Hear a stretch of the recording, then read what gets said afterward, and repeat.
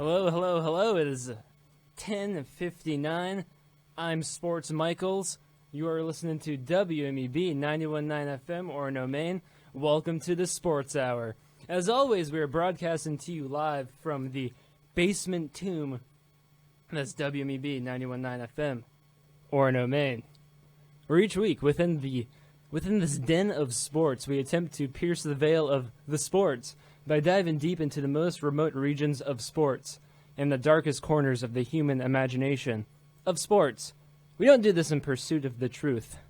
Oh, no, no, no, no, no. We do this for the love of Mr. Sports. Today I'm joined by Connor Spencer, varsity athlete. Hello. Dan Kilpatrick, Little League Corporal Punishment Director. Hello. Some Corpun, huh? Yeah, there you go. And that's everybody, I believe. I believe so, yeah. Well, it's time for us to move on to the highlights. Seabiscuit, ridden by Red Pollard, who wins the Santa Anita Handicap in his final race. Beaten by a nose in both the 1937 and 1938 Santa Anita Handicaps, Seabiscuit beats Kayak II by 1/2 length to retire as the leading money-winning horse in the world.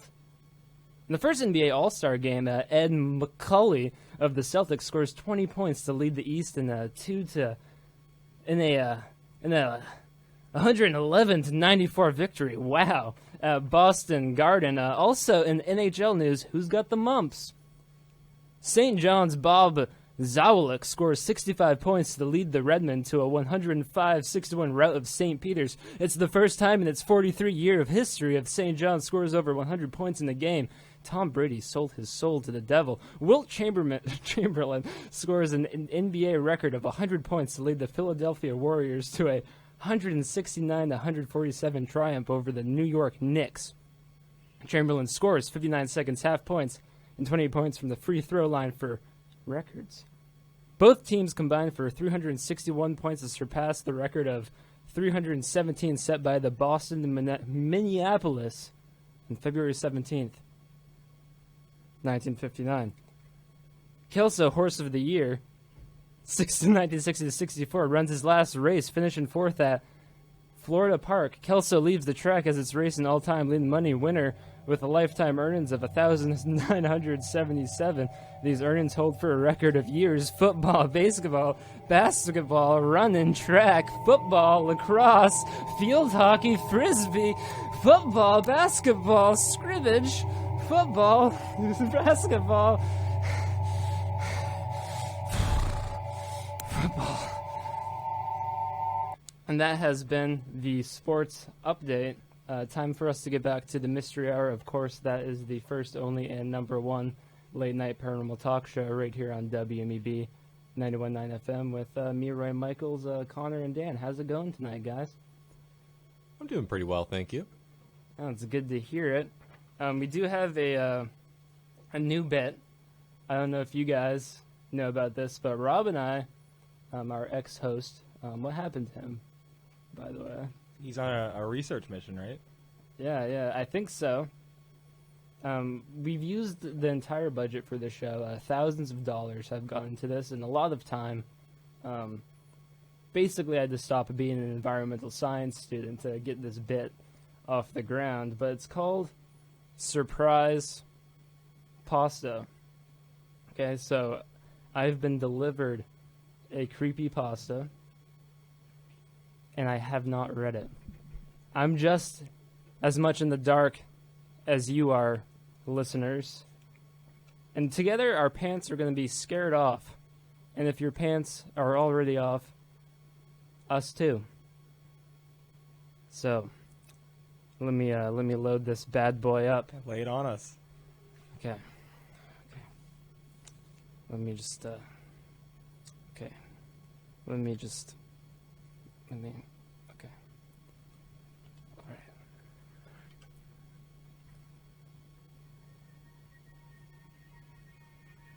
No, that's not a good one. It's not one of the good tracks. Now, while he's doing that, Dan, are you a big sports fan? I love sports. Sports are my life.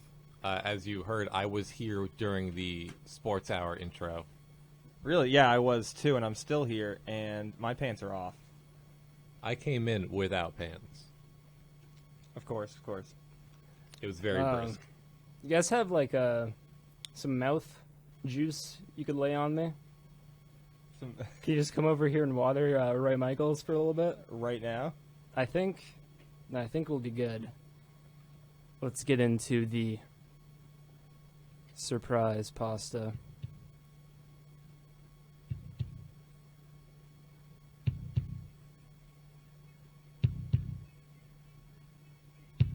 The man coughed as he stepped out of his vehicle. The cold winter air scratched his throat as he breathed it in. He was skinny, with feeble arms, brown hair, and jet brown eyes. He began walking toward the building that was his destination. On the way, he couldn't help but think about his destination in life. Where was he heading? In what multi-dimensional plane does his existence preside? Questions that are best asked over a sandwich and some friends. His thoughts were interrupted as a middle-aged white man in a white suit with white hair and teeth whipped past him. As he passed the man, he whispered, "They have you. You need to wake up." The man glanced after the white-haired man, wondering if what he heard was real or just his imagination being influenced by way too many hours reading and talking about paranormal facts and alternate universes. The man hosted a paranormal radio show and also worked at a local theater and had plenty of time in between popping bags of popcorn to gab about these important subjects. As the man got closer to the building, he pulled his coat closer, feeling the chill more than usual. It was brisk. The air felt strange here, like walking into a cold cellar on a hot summer's day. He looked up at the building, and on the third floor, he saw the same pale man. There's something so familiar about him. It made his hackles rise. He lifted his feeble arms and rubbed his eyes. There is no way that could be the same man. Oh. But it was the same man. The white-haired pale man was pointing frantically at him and seemed to have a look of panic on his face. He lowered his eyes and raced into the building. As the rush of warm air greeted him, he pulled his jacket off and started to sweat. He reached into his coat pocket and felt a piece of paper. On it were the words, "They'll catch me soon, and then I'll be stuck, like you. I escaped. Wake up before you cannot wake up. Signed. Initials. M. R." The man was really in a sweat now, and not because of the change in his environment's temperature. Oh, no. He ran down the stairs into the basement, into the studio, and sat down next to the soundboard where he would broadcast himself through the air once a week, frantically spewing facts about the untold paranormal world we coexist with through the medium that is radio waves. He received the text. The man anxiously looked down at his phone. "You have done this before. You've relived this moment 1,000 times. I'm trying to help you break the cycle." Again signed, the dubious initials, M. R. He looked thoughtfully at his colleagues who were fat, skinny, and in between. They had been his wingmen for the whole of his time on the show. One had a leg that was shorter than the other. He was closest to the paranormal world. Another loved spewing facts about history.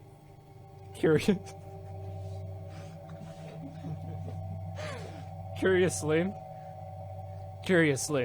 his favorite topic was late 1930s German politics. Another was tall, skinny, but strapping and intelligent. He often He often blabbled on about ghouls and the other great mystery, the human female. He often referred to the other member of the show who was dark and mysterious, and also ran a ghoul school, teaching many about the dangers of ghouls and how to protect against them. Remember, listener, ghouls hate violence as much as you and your family. Finally, the man looked at the intern, a tall man whose thirst for knowledge and acceptance into the group allowed him to endure numerous hazings from the group. Well, what story do we have this week?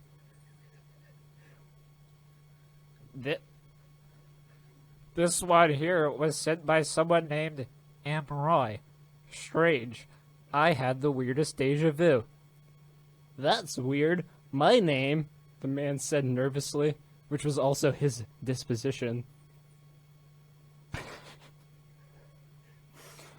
Once more he received a text, with one simple sentence. With his feeble arms, he lifted the phone, the glow illuminating his pupils like the dead coals they were.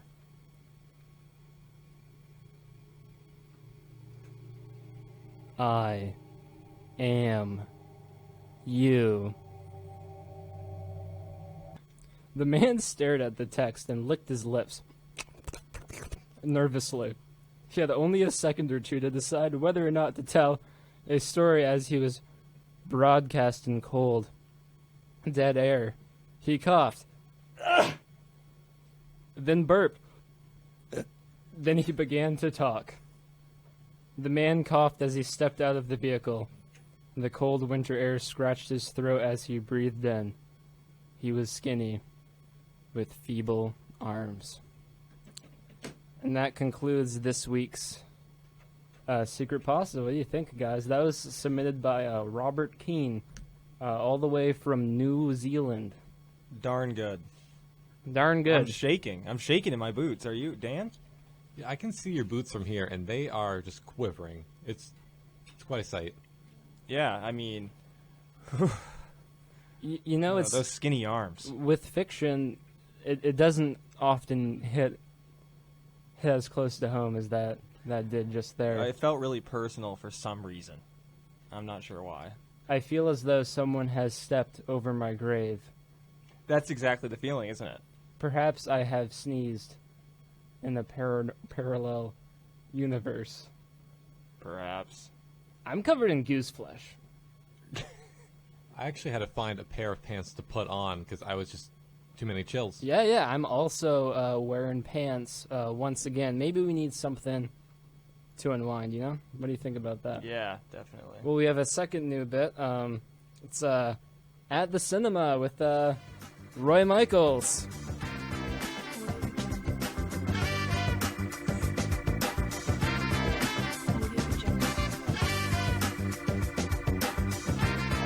Hey, I'm Roy Michaels. Welcome to At the Cinema, where I review the latest and greatest horror movies. Last night, I saw Get Out. It's pretty good.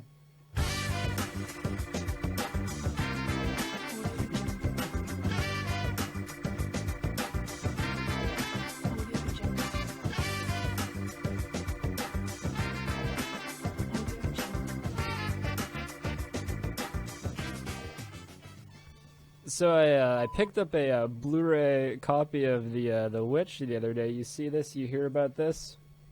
Good movie. Yeah, it was pretty spooky. Yeah, our friend John just likes.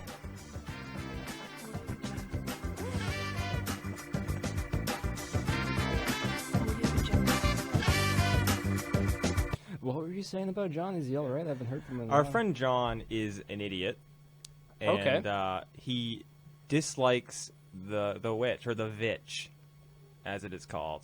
It's called The Witch. That's just it's got two V's, right? yeah, at but the that's just beginning of it. like classic iconography of the time. Oh, okay, I You- see what you're getting at. Yeah, but the thing is, John likes almost every movie except that movie, which is a good movie. It is strange. He does like the Green Lantern. The green. film, That's and exactly that what is I a- was thinking about. That yeah. is perhaps the greatest Green mystery of Lantern. my life. I think so too. Yeah, Um, Fantastic Four. That and my birth. Oh, Mm. Fantastic Four was all right. No, it wasn't. You don't think so? The first one? All of them. No, all bad. Listen, 3 best franchises: Star Trek, Star Wars, Fantastic Four. The first two. Smacking your mic? Yeah, whoops. I just did a 180. First two, yeah, on point. Well, you know, I I mean, think you just changed my mind. have you seen Logan yet? No, how is it? It's pretty good. This has been At the Cinema with Roy Michaels. Thank you for tuning in. So, What was that? That talking over the tape, is that like an audio sample? well, there are people that have died here, and I do know that radio waves are very conducive. Perhaps it sounded like it said Audio Shack Audio. or something similar. Well, I did get it from a royalty-free Oh, sound okay. website. Okay. Yeah, Well, you're all set. and that then. was for free. Thanks, Audio Shack. How would you rate that website? I'm not going to rate anything. Okay.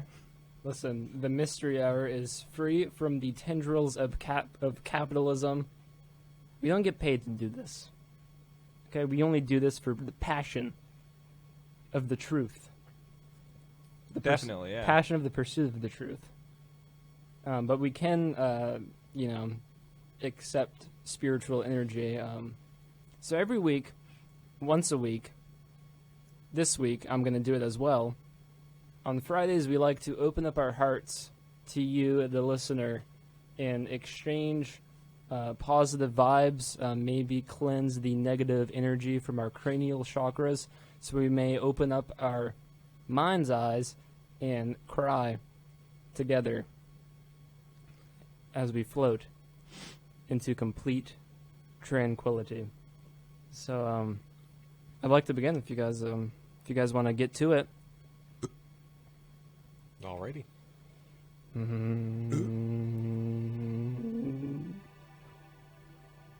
Yeah, send us your energy.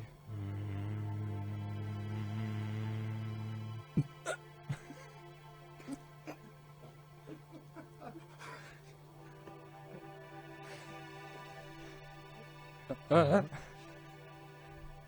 you okay?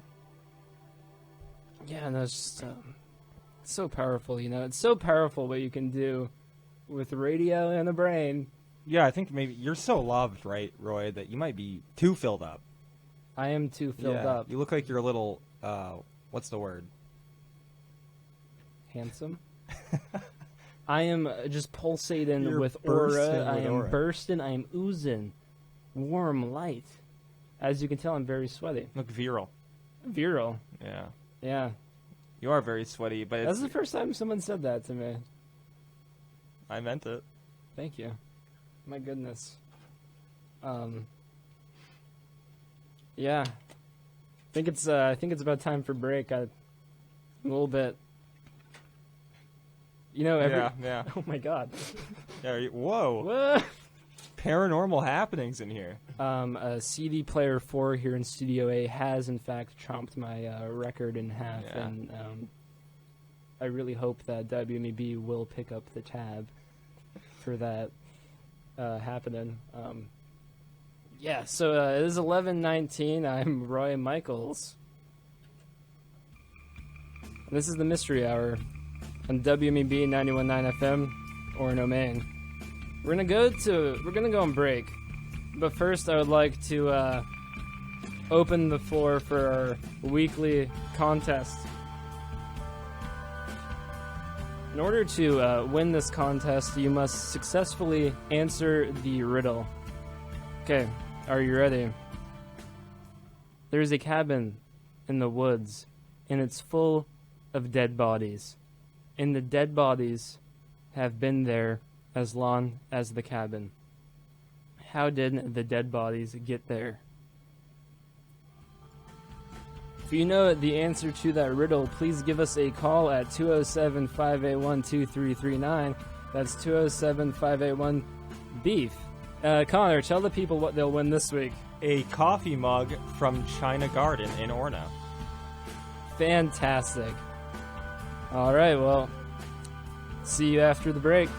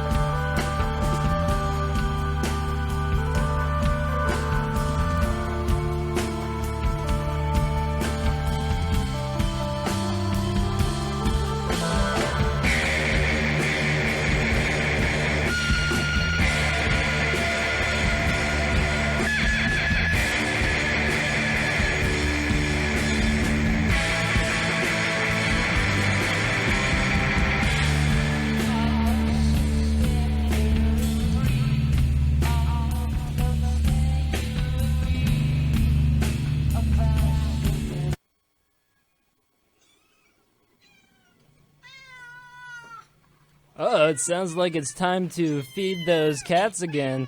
This is Roy Meowkles, meow meow meow meow meow, Cat Radio.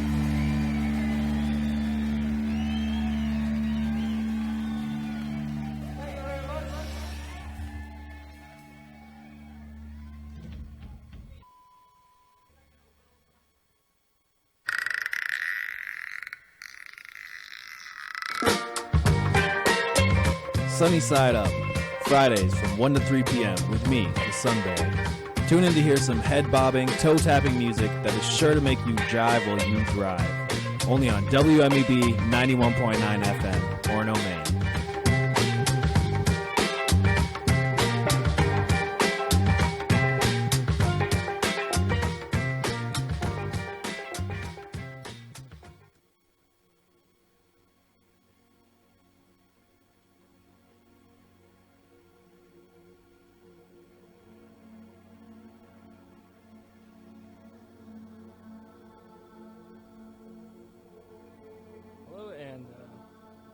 Welcome back to the Mystery Hour. It's 11:28, and I'm currently sitting in here, the basement tomb that is WMEB 91.9 FM, Orono, Maine. I'm Roy Michaels. Tonight I'm joined by Connor Spencer and Dan Kilpatrick. Before our break, we had a very special contest. I believe, Connor, what was the reward for that one? A mug from China Garden in Orono. A mug from China Garden in Orono. And we gave you a riddle, and we asked you to give us a call. Well, according to our promotions master down here in the WMEB dungeon, we gave you the wrong number. So it wasn't right. Wasn't the right number. So I think we're going to do it again and open up the lines. But not now. So Dan, our unpaid intern, gave us some great material. He did some investigative journalism, which is kind of funny considering he's the intern, and maybe he's kind of, stepping out of his boundaries, Where are you comfortable with this, Connor? No. Yeah, I'm not. It's a little bit not presumptuous, I think. But Dan, tell us what you've got. Well, I had the opportunity this week to ask a Bigfoot expert that I know, or someone who definitely knows a lot more about it than I do. I got to ask him a couple questions for the show, and they typed out this whole multi-paged response to my questions that we can read. It looks like you really went all out here, actually. There's quite a bit of writing here. Well, I only wrote like 7 questions. The rest of it they wrote. Yeah, and Right. Who was this? This is Crystal M. Panic. Actually, my fiance's aunt happens to do a lot of Bigfoot research. Really? Yes, sir. Well, let's learn about the research. Well, if I'm not mistaken, she has some connection to the TV show, right? Yeah, she's definitely had the opportunity to meet multiple other Bigfoot researchers who are often on TV shows such as Finding Bigfoot. That's pretty cool, actually. You got some Finding connections. Bigfoot, yeah. I actually haven't seen that one. Do you know, what sods, because it's spring break, after all, what sods should I dive into? From what I've seen, I mostly watched some of the first couple episodes. I enjoy all of them that I've seen so far. Oh, good to know. Yep, Bobo's number 1. Boba, now is and that... Matt Moneymaker. Are those hunters of Bigfoot or genres of mythological simian? No, those are the hunters. Okay. Yes, and one interesting aspect of the show is it's not just them hunting Bigfoot. You also see them going to, town meetings where they get in arguments with people who think that it's like a sentient creature that shouldn't be hunted, and there's a lot of drama. Where do you guys stand on the issue? Well, I don't think they're actually hunting. It's more investigating. That's one clarification we should make. But Well, if I were to find a Bigfoot, I would kill it. I can understand that point of view in a way. I would not. I wouldn't even kill a deer, so I'm not going to kill a Bigfoot. Well, what better way to thoroughly examine the missing link than the dissection? Oh, I completely agree, but you have to take ethics, and under consideration. Do you think a Sasquatch life is more valuable than a deer life? More valuable? That's hard to say, because I want some definitions on what makes a life valuable or not first. Well, Kurt So if I can Cobain. decide. of Nirvana. Have you heard about them? I don't know if our listeners I have. haven't. Seminal grunge rock band. They don't. They're not music people tuned in. No. Yeah. So he said it's okay to eat fish because fish have no feelings. And if we adhere to the Sasquatch theory that Bigfoot is in fact a interdimensional traveler that walks between realms, he has no home. He is existentially lost and may very well be devoid of feeling and apt for slaying. Both of those sound like big assumptions to me, so I'm gonna say citation needed, especially on the fish thing. And it's just, I'd like to see the proof. It's that just they a theory have I'm no working feeling. on. It's just something I'm working on. But let's get into the real Bigfoot meat. I believe Connor will be reading as who are you? Who am I? Crystal Panic. I am Crystal tonight.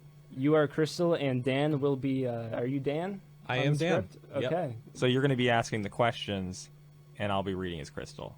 Yeah, and there's a lot here, so feel free to. Yeah, hand we it might over have our to host. skip quite a bit of it, unfortunately, because it's quite substantial. Well, it is a treat, though. I mean, this is Yes, the it is. heaviest It we've is. gone into the mythological simian department.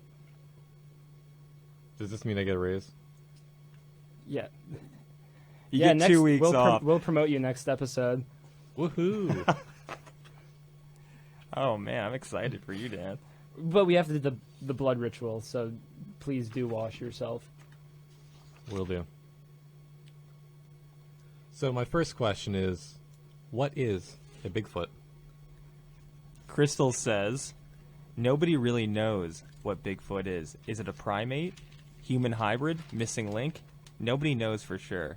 We haven't had a body to research or study, but all of our evidence is based on hair samples, possible DNA, prints, audio, and eyewitness encounters. There are thousands of people who have seen this creature, and for non-believers to say it doesn't exist, purely because there isn't a body, is ridiculous. What do they think all these people are seeing? I don't believe that all of them are just seeing quote-unquote bears. Bigfoot has been around for a very long time, long before Columbus came. Native American Indians talked about the wild man living in the forest. Some good points. Very good points. And my next question was, is there a difference between a Bigfoot and a Sasquatch? Now, this her answer here is quite interesting because I think we've talked about this before, and we had decided that there was a slight difference, Yeah, at least. I believe that Bigfoot is the name given to a specific Sasquatch that belongs to this Pacific Northwest region. That is what I believed as well. But she says, no, there is no difference between a Bigfoot and a Sasquatch. They are the same creature. Excuse me. Just a different name. Sasquatch is a Native American term meaning wild man. The term Bigfoot came about in 1958 after some large tracks were found in the mud at a construction site. So, who knows? I think many different experts are saying different things on this. So it's Yeah. up for debate. It is sort of a dust-up in the cryptozoological community. Indeed. Much like Lyme disease is in the medical community. Do you want me to go on to the third question? Are you ready? Let's try number 5. This one's kind of close to my heart. Okay, so my question number 5 was, what kind of gadgets and doodads do you use while on the hunt?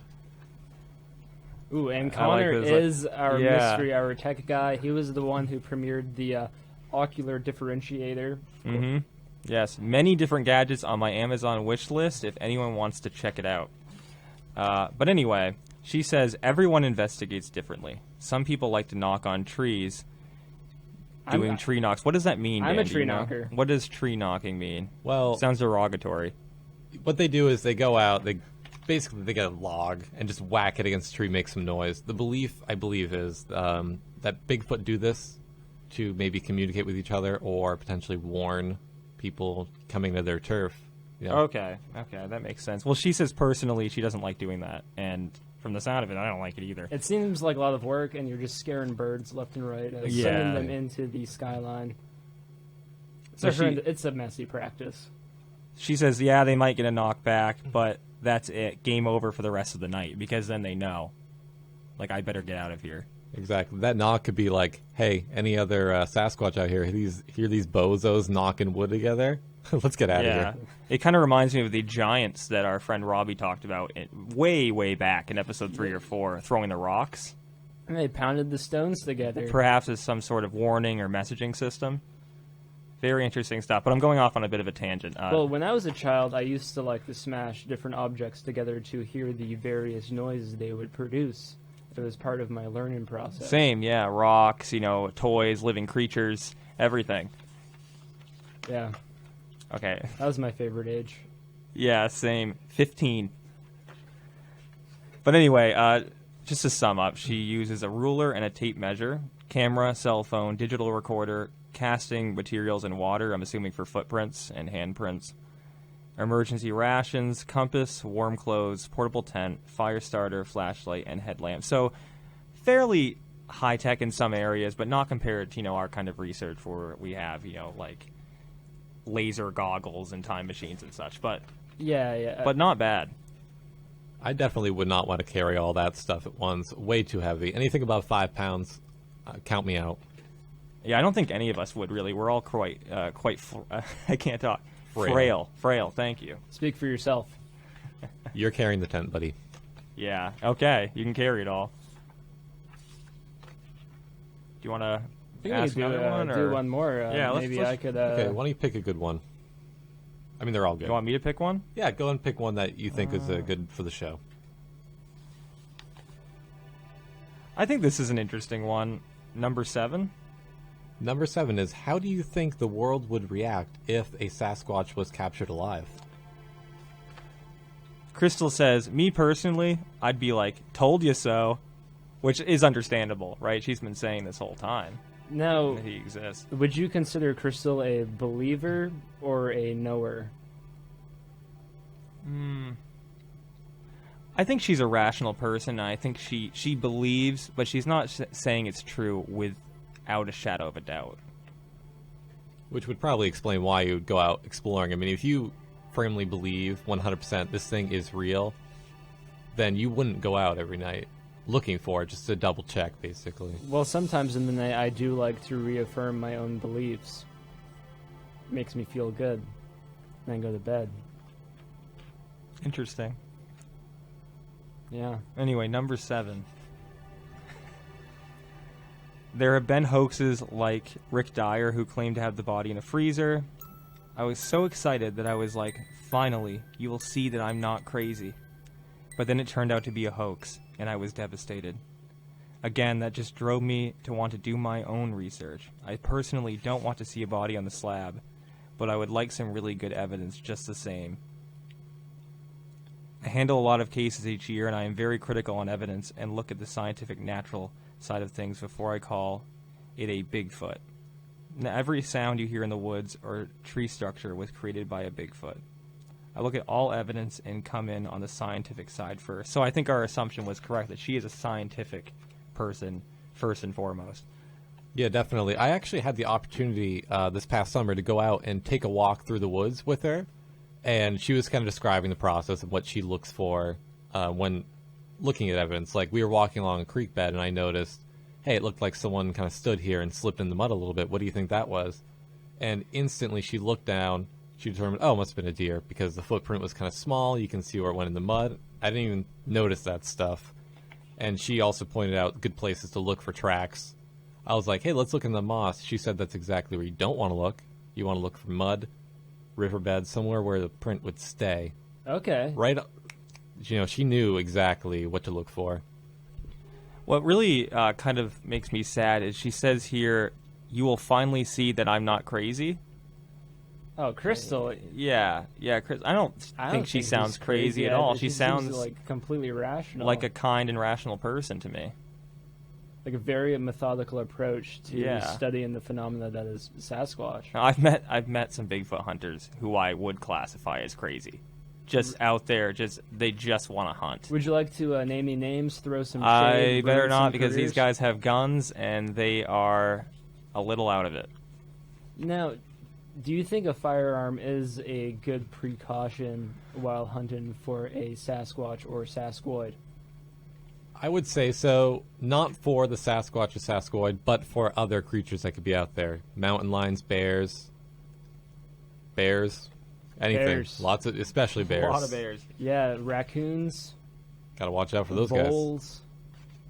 Ghouls. Well, don't shoot a ghoul. They're afraid of islands. Yeah, ghouls are peaceful. Listen, we spent the first year of this show really ramping up the war drums for the war against ghouls, and I would like to step back. I've met a few ghouls, and this whole culture of ghoul xenophobia needs to stop. Thank you. I'm glad you're finally saying something. In my ghoul school, attendance is up threefold. This is Roy Michaels here at the Mystery Hour telling you that ghouls are cools. Well said. Now, if I were to begin hunting for Bigfoot, what are some simple things that I could do to ensure that my first outing is a success? First of all, I'd say make sure you have the right tools. She said she had casting material with her, just in case you come across something. You will be able to preserve the evidence that way. She also said measuring stick. You can see how big footprints you might find are. And she also mentioned emergency rations. You don't want to starve out in those woods. And maybe some Cliff Bars, some chickpeas, some Exactly. bowls. Yeah, and probably bring some soda to drink. You want to You stay always hydrated. want to drink soda in the woods. You got to stay hydrated. It's vital. Mhm. It tastes good, too. Tastes good. I'm more of a Dr. Pep man.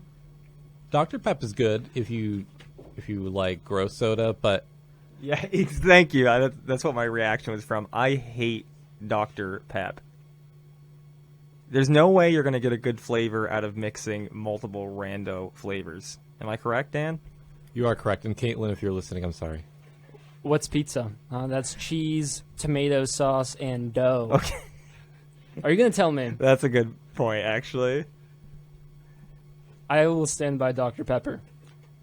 What really fires me up is when I go to Wendy's or Burger King. Sorry, Burger King, you're a great establishment, but you got to get your root beer, Dr. Pepper stuff sorted out. Because every time I ask for root beer there, they say, we don't have root beer, but we do have Dr. Pepper. What? Not the same. Not the same. No, My no. goodness.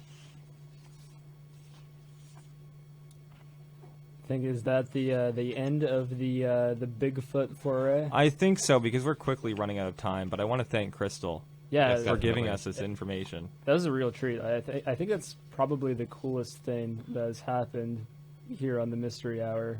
Yeah, it's too bad we didn't get this earlier when we had one of our 2-hour episodes. That's true. It's definitely. I feel bad we weren't able to go through all of it, but I'm glad we got through more than 50% of the what she typed up for us. Yeah, Very nice. of I her. personally enjoyed just reading through it. Yeah, we should probably hang this up on the wall, I think so. on the refrigerator. I do know there's some wheat paste, and we can kind of permanently stick it to the wall, and maybe in the corner behind Connor. Wheat paste? Wheat paste, yeah, it's what Banksy the graffiti ghoul uses to put up his artwork. Wait. He's a ghoul? That makes so much sense, actually. Well, it's 11:46, which means it's time for our second break. I'm Roy Michaels, and you are listening to the Mystery Hour on WMEB 91.9 FM, Orono, Maine. But first, we have a contest. And that is the riddle contest that nobody won because we gave you the wrong number. So to win the contest, please answer this riddle. There's a cabin in the woods, and it's full of dead bodies. And the dead bodies have been there as long as the cabin. How did the dead bodies get there? Please give us a call at 207-581-2333. That's 207-581-BEEF. See you soon.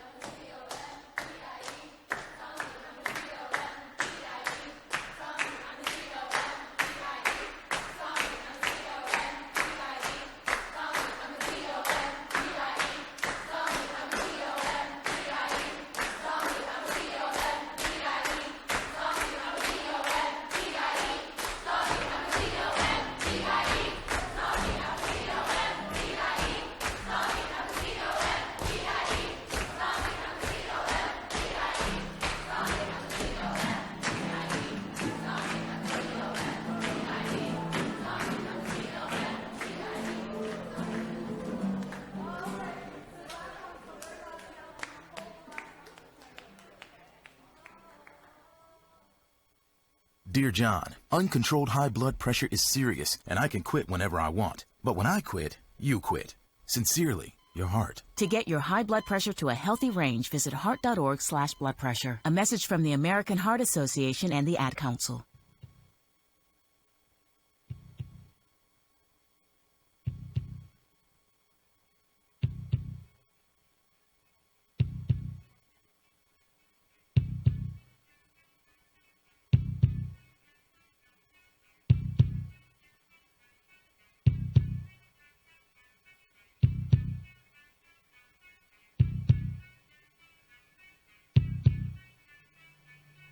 Hello, it's Roy Michaels. It's also 11:51, and this is the Mystery Hour on WMEB 91.9 FM, Orono, Maine. And we are about to blast into the last 8 minutes of the show. Probably like 11 or 12. I want to share with you a very special Mystery Hour memory, and perhaps my favorite Downey's ghost story.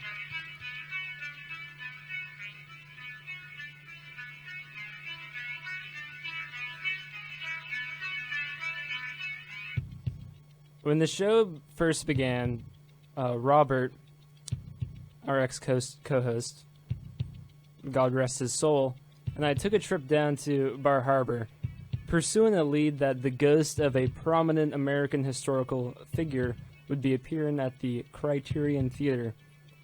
However, upon our arrival, we quickly realized that the ghost of Paul Revere was in fact a folk band, and not a paranormal entity at all.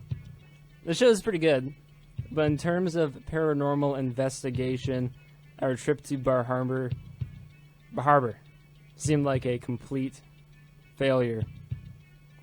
However, in the late hours of the evening, we were driving back home past glacial outcrops and dark coastlines, and we noticed a figure moving along the side of the road.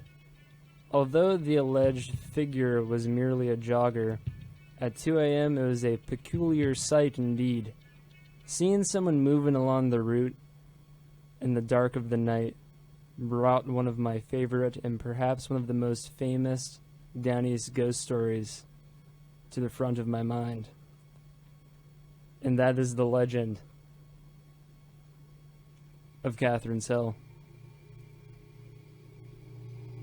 I'm sure that, as Mainers, many of you may already be familiar with the legend of Catherine's Hill, but I believe this is a good place to begin the last segment of the show. Not only for the benefit of our listeners who are unfamiliar with Catherine's Hill, but also to celebrate the beautiful and often strange place we call home. Catherine is the name of a woman who is said to haunt Catherine's Hill on the Blackwoods Road between Franklin and Cherryfield. Like most old folk tales, these circumstances surrounding the demise of Catherine have become more ambiguous with time. Some say that the events preceding the legend took place in the mid-1800s, while others suggest that they occurred as recently as the 70s. However, in every version of the legend, the same three factors remain. Catherine was accompanied by her lover.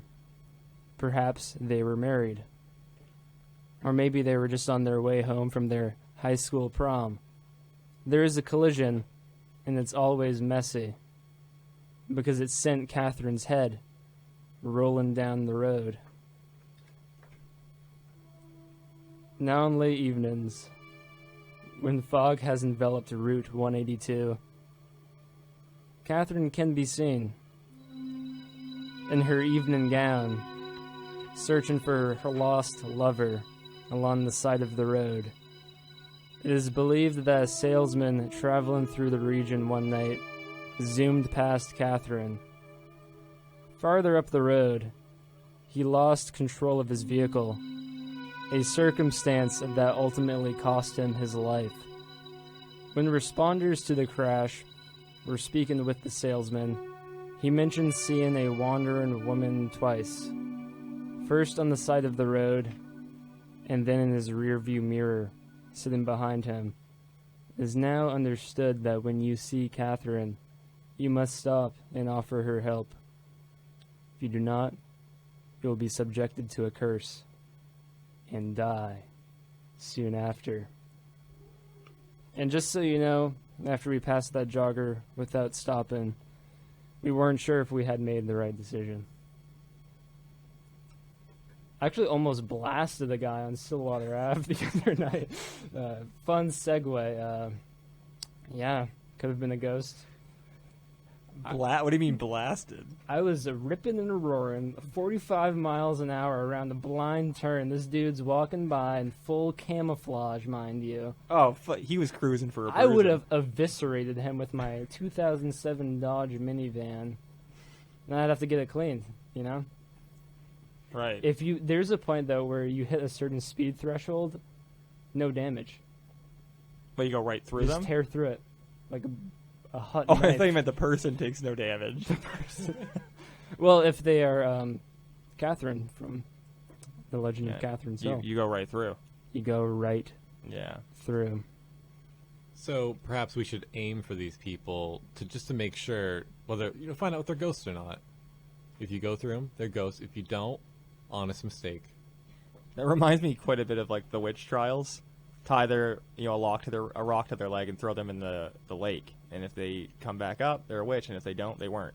And that worked 100% of the time, every time. Yeah. Where are all the witches? Gone. They were gone. Yeah. Eradicated. Exactly.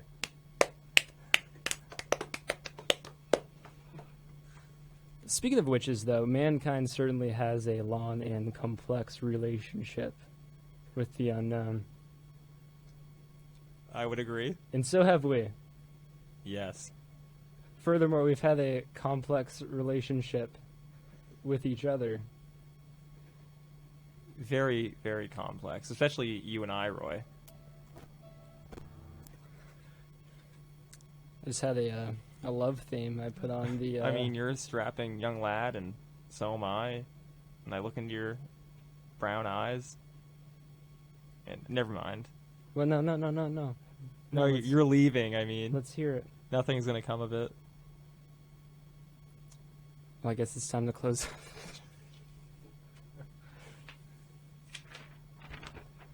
Chicago's Bobby Hull becomes the first NHL player to have a 250-goal seasons during the Blackhawks 5-4 victory over the Detroit Red Wings.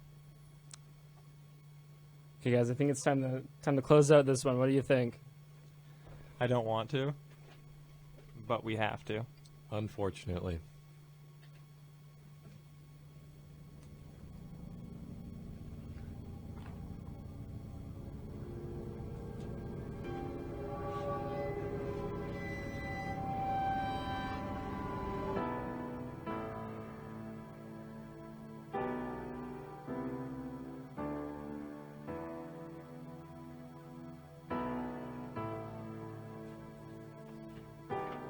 Before we officially close out the hour, I would like to thank the powers that be at WMEB for making this wild and strange journey into the unknown possible.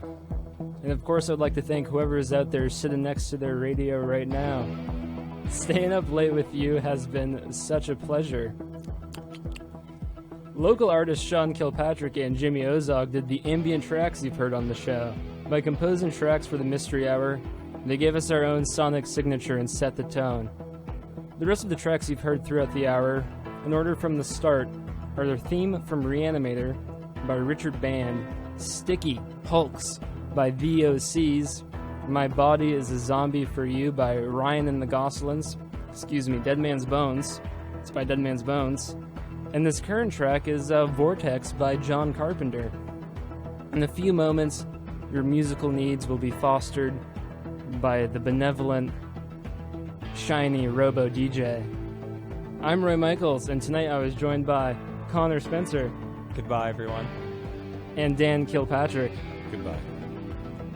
You know, horror author H.P. Lovecraft once said that the oldest and strongest emotion of mankind is fear. And the oldest and strongest kind of fear is fear of the unknown.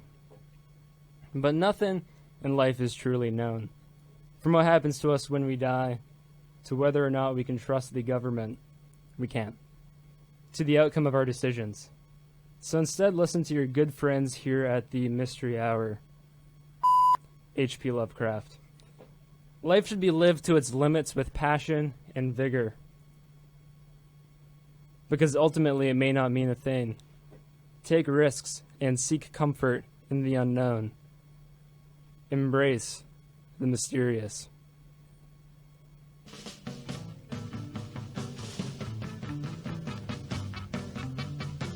Well, anyway, it's midnight 01. This is the Mystery Hour on WMEB 91.9 FM, Orono, Maine. Just signing off.